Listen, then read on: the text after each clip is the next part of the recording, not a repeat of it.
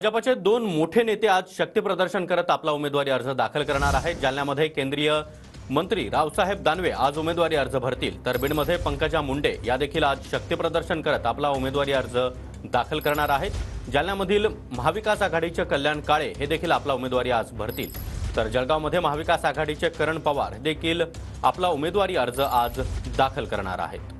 तर ही चारही दृश्य आपण पाहतो आहोत। या ठिकाणी जालन्यामध्ये रावसाहेब दानवे आज जोरदार शक्ती प्रदर्शन करत आपला उमेदवारी अर्ज दाखल करणार आहेत, तर त्यांच्या विरोधातील महाविकास आघाडीचे उमेदवार कल्याण काळे हे देखील आपला उमेदवारी अर्ज आज दाखल करतील।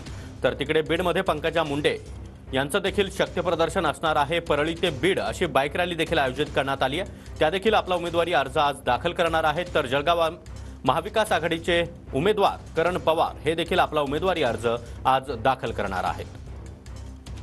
आणि या संदर्भात अधिक माहिती देण्यासाठी आमचे प्रतिनिधी दत्ता कानवटे सध्या आपल्या सोबत आहेत। दत्ता, जालना, बीड त्याचबरोबर जळगाव अशा एकूण 4 ठिकाणी 4 उमेदवार आपला उमेदवारी अर्ज दाखल करणार आहेत। जोरदार शक्ती प्रदर्शन आज पाहायला मिळत आहे।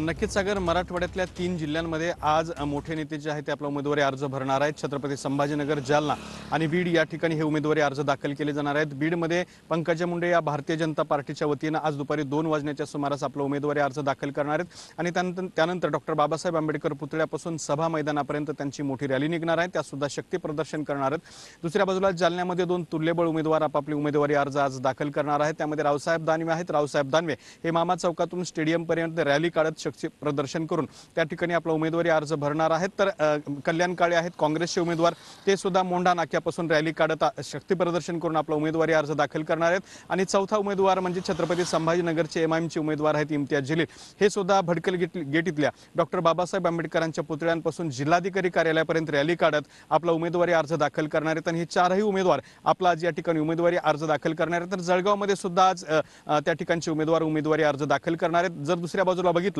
तर मराठवाड्यामध्ये आज प्रचाराची रणधुमाळी सुद्धा पाहायला मिळते।